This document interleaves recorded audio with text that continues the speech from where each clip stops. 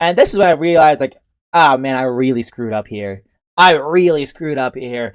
Like, what do you do? Like, what do you do? Like, there really isn't that. This is round one of the Lehigh Valley Open. The time control is game in 30 minutes, delay 5, so very quick games. And I had a good tournament last weekend, so I'm trying to hopefully get another good tournament rolling. And I'm playing a 900 in this first round. It's a one big mosh pit. And yeah, this is the Road to NM series where I try to I document my journey trying to get to 2200 USCF, and hopefully we both learn something along this process. I did not use the engines during any engine during the recap, except for some moments here and there and at the very end.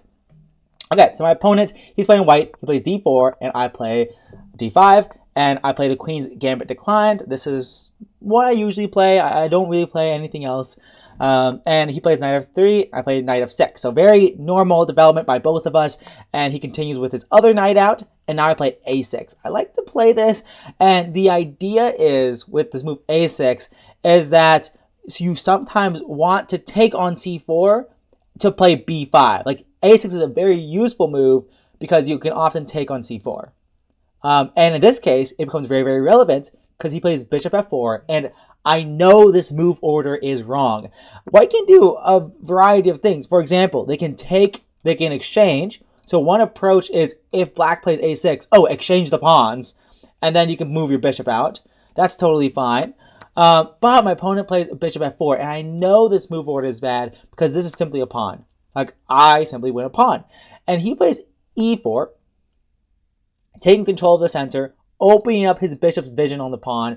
And I wasn't sure what the best move is. I know b5 is at the very least a decent move, but after a4, he has a lot of attackers on his b5 pawn, and if I play a move like c6, then this is an exchange sacrifice because of pawn takes, knight takes, pawn takes, rook takes. So I lose my rook, but I gained his knight.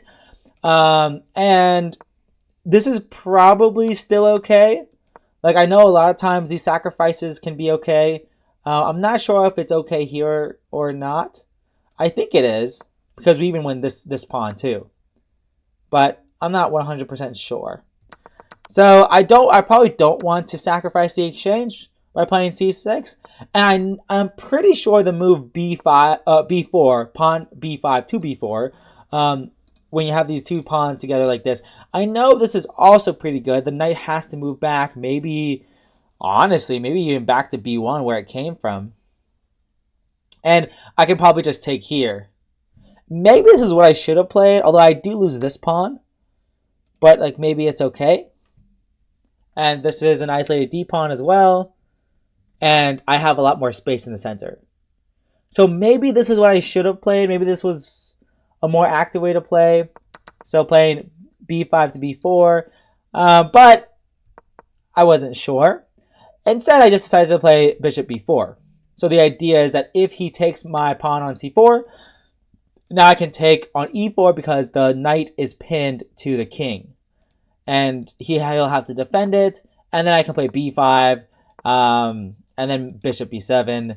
And I got, everything I could have wanted. I'm still up a pawn. He has this isolated d pawn. And I have the pressure with my two bishops. And life is good. Life is very good. So, but after bishop b4, he plays e5. So, moving the pawn out of danger by pushing it forward. But now I go knight d5, pressuring the knight on c3 and attacking the f4 bishop. And he moves his bishop back to defend his knight and get his bishop out of danger, which makes sense. And now I play b5. This was my idea. And after a4, once again, I would be sacrificing the exchange if I played c6 because he can take twice and win the rook on a8. So that's why after a4, my idea with bishop b4 was to take the knight. And after pawn takes, now play c6. And yeah, my extra pawn is well guarded. The big downside with this setup, though, is that none of my pieces can really make progress moving forward. And why do I say that? Well, this structure is completely locked down. Like, there's no open files for my rooks. There's no open diagonal for my bishop. And my knight can get to this d5 square, but everything's well guarded in the white camp. So even though black is up a pawn, there's no real way to utilize it as of now.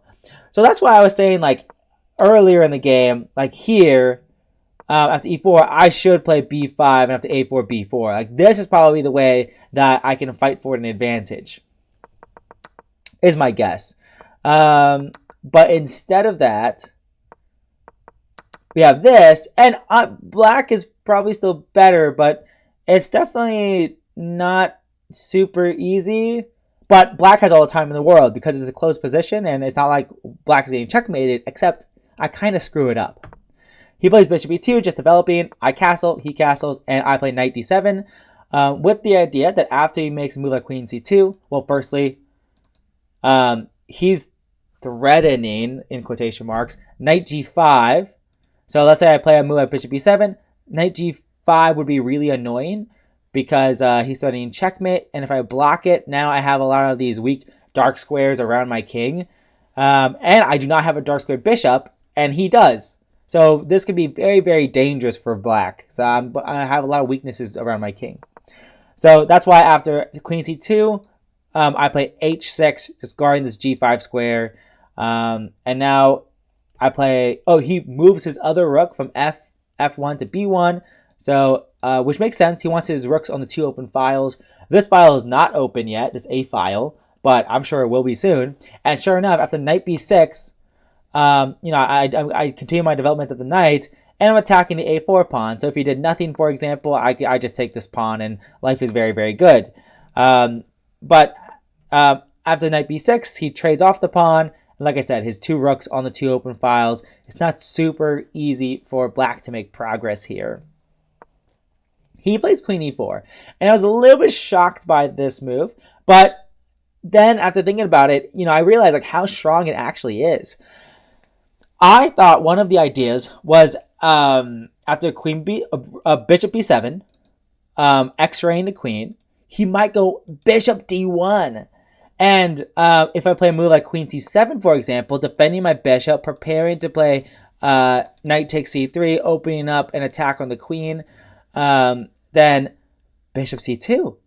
And it's really hard to prevent, like, that's just a checkmate threat. And if I play g6, then bishop takes h6. And maybe this is okay, but I honestly just, like, I don't know. Like, is this actually okay? Like, it looks awfully scary. Maybe this is okay, though. Because after pawn takes, queen takes, this looks really scary. But it should be fine, question mark. I mean, I could even just take here. And then take here. And surprisingly, it's equal material.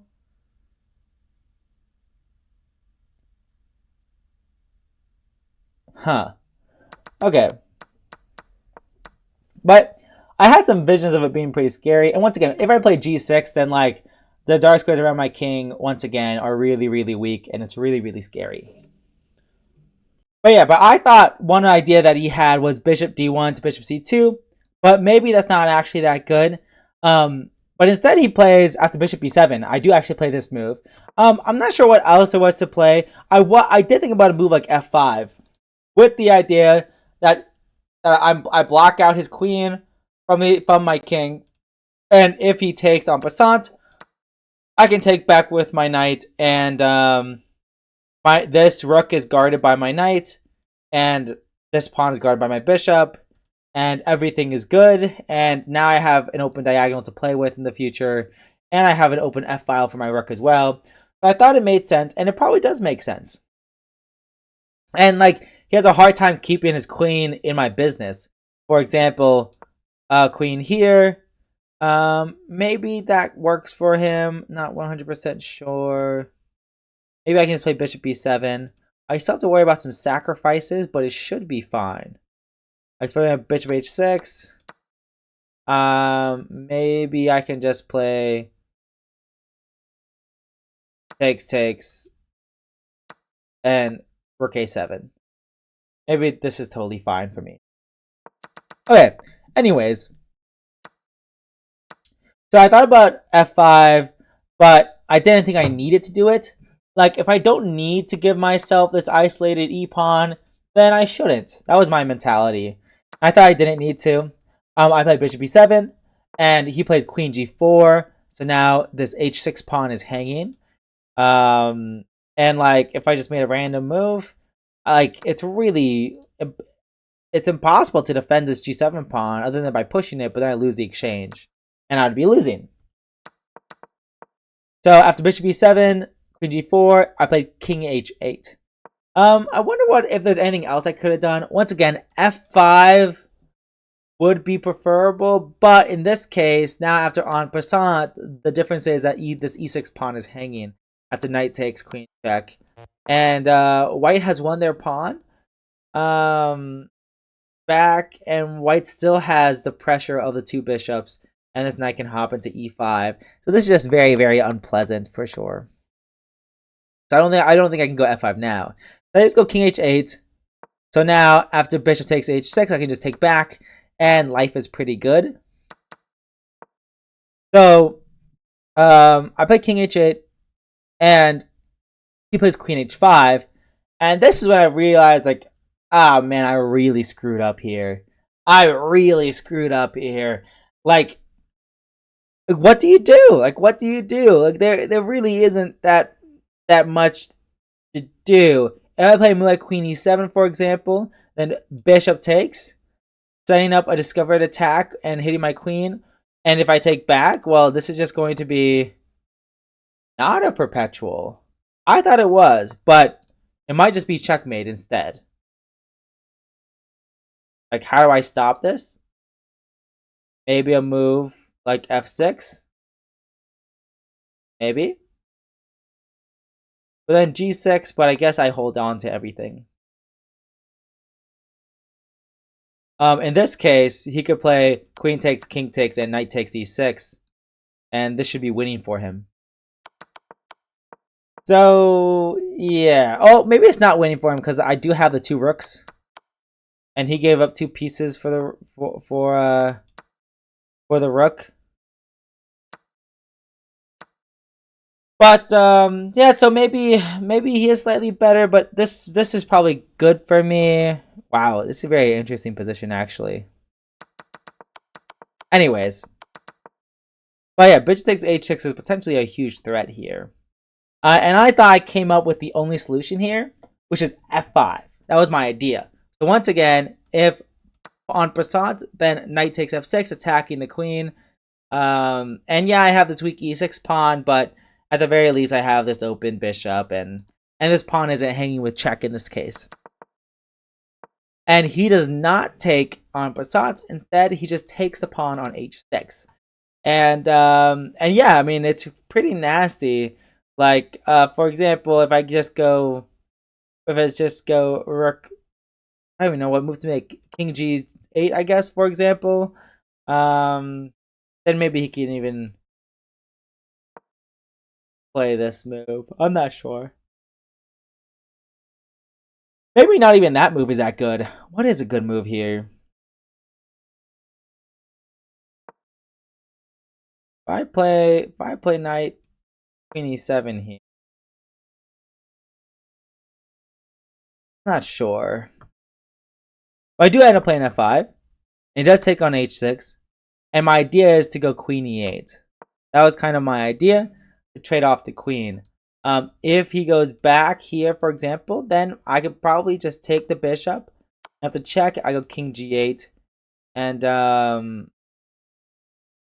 well, here he said he thought I was losing, or I was winning, because my queen can block the check on g6, or I was covering the g6 square. But after queen g5 check, I guess I can go king f7. That's my idea, I guess. And I'm going to escape. My mad escape to the queen side, and I'm going to be up a piece. He has 2 minor pieces, I have 3. So so I think he was probably right. That's why after queen e8, he trades queens. So I get out of any danger, and he brings his bishop back to defend his pawn on c3. And now I play bishop c6. The reason why I play bishop c6 is to give my knight more flexibility. For example, I cannot play knight a4 because of rook takes a4. Also, there's this move bishop takes c4 as well, because after pawn takes, then bishop takes, or rook takes this knight on a4. So it's not very good, but probably just rook takes a4, and bishop takes, and rook takes bishop. So I play bishop c6 to defend my b5 pawn and get it out of the danger of this rook on b1. And now he plays knight g5. If I just play knight a4, for example, then after check here and knight d6, this does not look very, very pleasant at all, because this knight is on this beautiful d6 square, and there's nothing I can really do about it.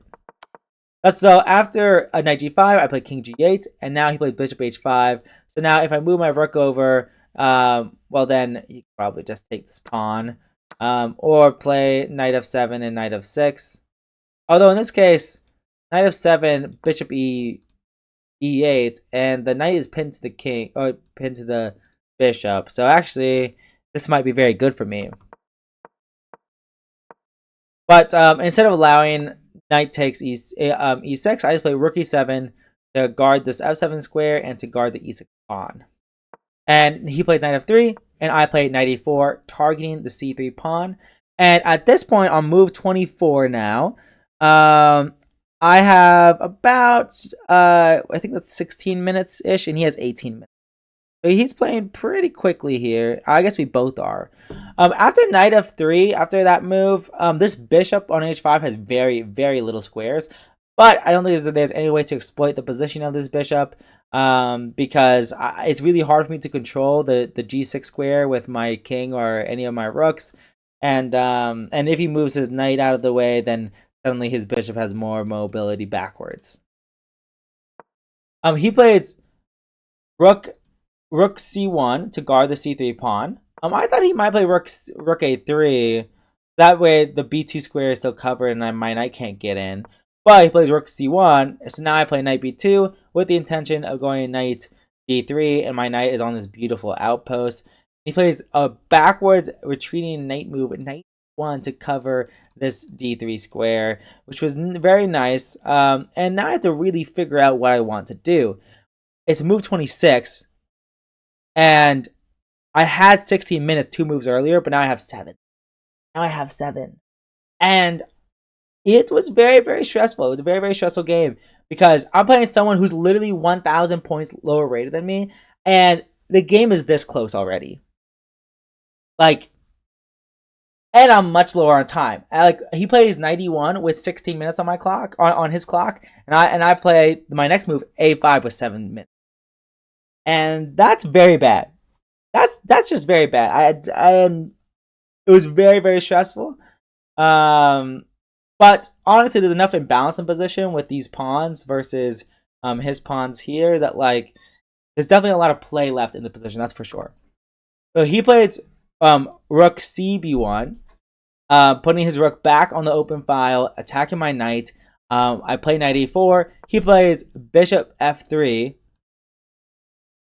targeting the knight and the bishop, and I play the move rook c7. I cannot really explain to you rook c7.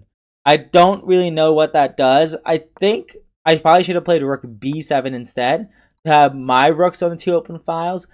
But I think I had some sort of vision with, like, moving my bishop and then rolling these pawns down the board. Like, maybe eventually playing b4, and after takes, my rook would support my c pawn to go forward to c3. Like, I had some sort of vision there, but it never really panned out. So I think rook c7 was not a great move. And he actually takes my knight. And of course, I would love to take with the bishop, and keep this diagonal open for my bishop, but in this case, it drops the b5 pawn, and my knight's hanging. If my knight moves, then my a5 pawn is hanging, and just everything is bad. So that's why after bishop takes knight, I have to take back with the pawn. And now it really feels like he's the one that's for choice here, because he has this protected passer that will always be a threat in any endgame, and these two pawns are potentially weak.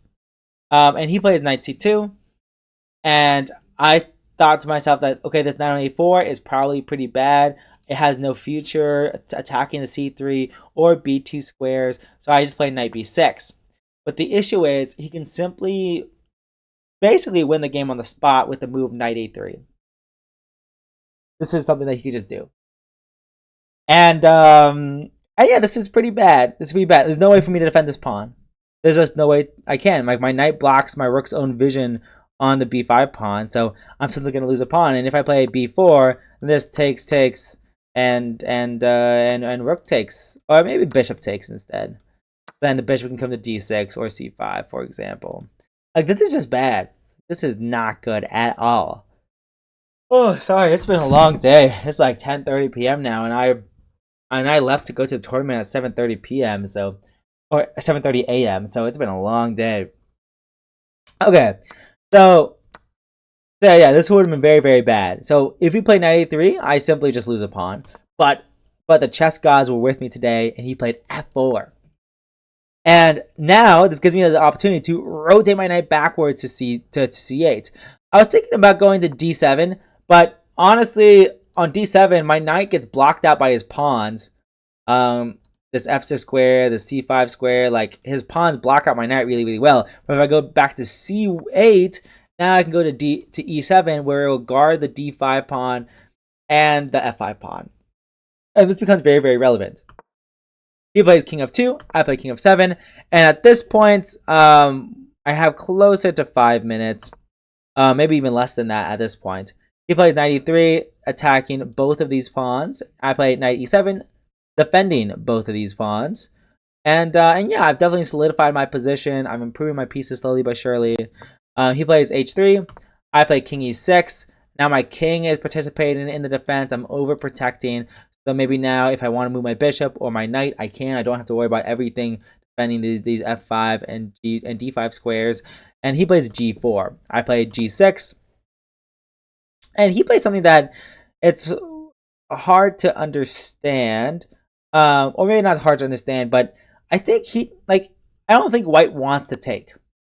They're isolating their h-pawn. They do give themselves the open g-file, but also black has this open g-file as well. It's not just white that can use it. Black can use it as well. And, of course, this h-pawn is a weakness.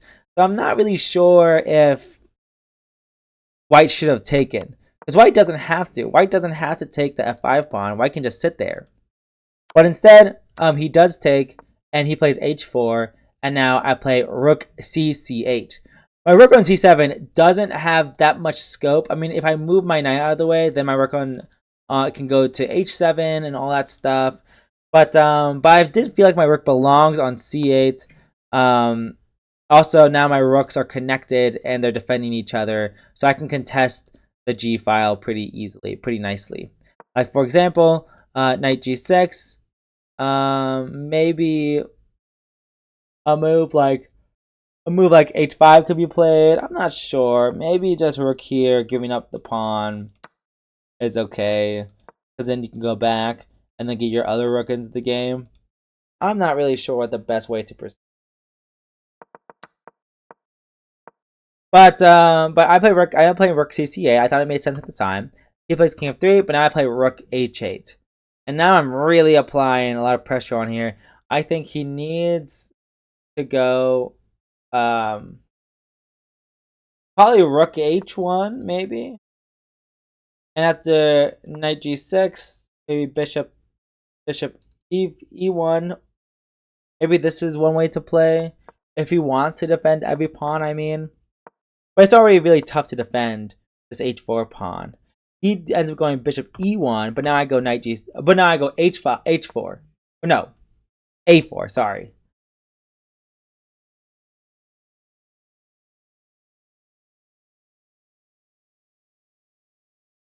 The idea behind a4 is that I want to move my rooks, this rook off the a file and attack his king, but I don't want my a pawn to hang, because if I left it on a5, let's say I move like knight g6, and here, so exactly what happened in the game. except this goes here. Now I have to check here, and here you can take this a pawn.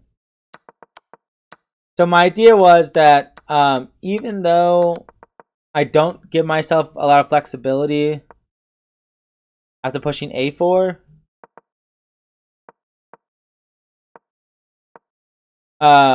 in terms of like it's gonna be much harder for me to push b4. Like b4 was already a really hard move to play because of this dark squared bishop, but now I don't have to worry about that. So because now my pawn on a4 is well defended by my pawn on b5, which is well defended by my bishop on c6. So I thought it made sense at the time. But the moment I played a4, he played knight c2, and he's going to try to use this gaping hole in my pawn structure, basically, to attack my bishop. But my point is, I don't really care. Because now after knight g6, he plays knight b4. Now I play bishop d7, getting my bishop far enough away from the knight as possible. And look at my king on e6, guarding my pawn on d5. If my king was still on f7 or something like that, then knight b4, I wouldn't be able to play bishop d7 because this d5 pawn would be hanging. So good for me, I guess. So this does all happen in the game, and then he plays rook a2 with the idea to swing his rook over to help defend his king. But now I just take with check. After takes, he plays rook b2, rook g2, I should say, taking the open file, and I give a check here. And if he moves his king back, then probably king f7 will still be played, and I'm going to try to take this pawn. But instead of that, he plays rook g3. My opponent does, I mean, and I double up. He doubles up, and then I take, and yeah, it was very, very good. I set up one trap in the position that's to go king f7, preventing the rook from infiltrating on this side of the board, and gambiting my d5 pawn. Except it's not a gambit because I just win the knight immediately. Like usually, you won't be able to win a piece by pinning a knight to a king, but in this case, this pawn on f5 prevents the white king from getting any closer. And yeah, I was able to just win a whole knight here. This actually did happen in the game. After king moves, I take, and at this point, I have less than 30 seconds, so I didn't really notate here, and I was just going from memory in the first place. But yeah, rook here, and I eventually, and like I don't exactly know where the game ended, but eventually I was able to like go here and go like check, and I don't even know how to explain it now. Like let's just say that's a good question. How do I even explain? Great question. But basically, I just pushed his king all the way back to the back rank and pushed my a pawn to victory, and that was that. So I think in general, so let me check the engine on a couple moments here. So then you can see my reaction to it. I thought everything here was fine. b5 is the best move here because after a4, there's this move b4. That was the idea that I just needed to execute. Instead, I played bishop b4, and after e5, now I play knight d5, bishop d2, b5, and this is very, very good for me. Very, very good. And even here, it's not the best. Apparently, bishop b7 was better just developing, which makes sense. Instead I play c6, and yeah, even though I'm up a pawn, it's not super convincing at all. And yes, this is very good for me. Bishop b7. Is f5 an idea at all? No, it's not.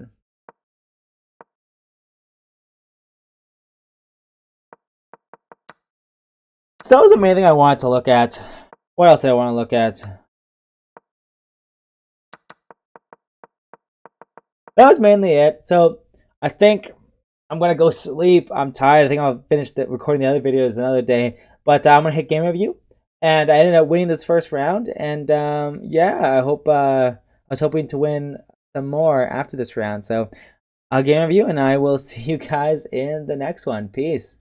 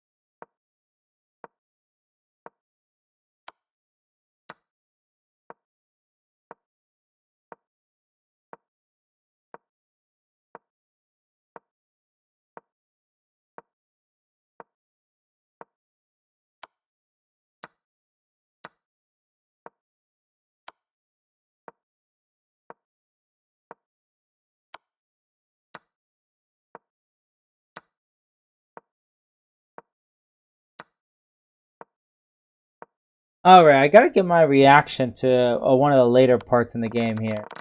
So, it was in this position over here, where this is the only great move. After rook c1, g6 is the idea, because after bishop takes d6, oh, takes, and rook here.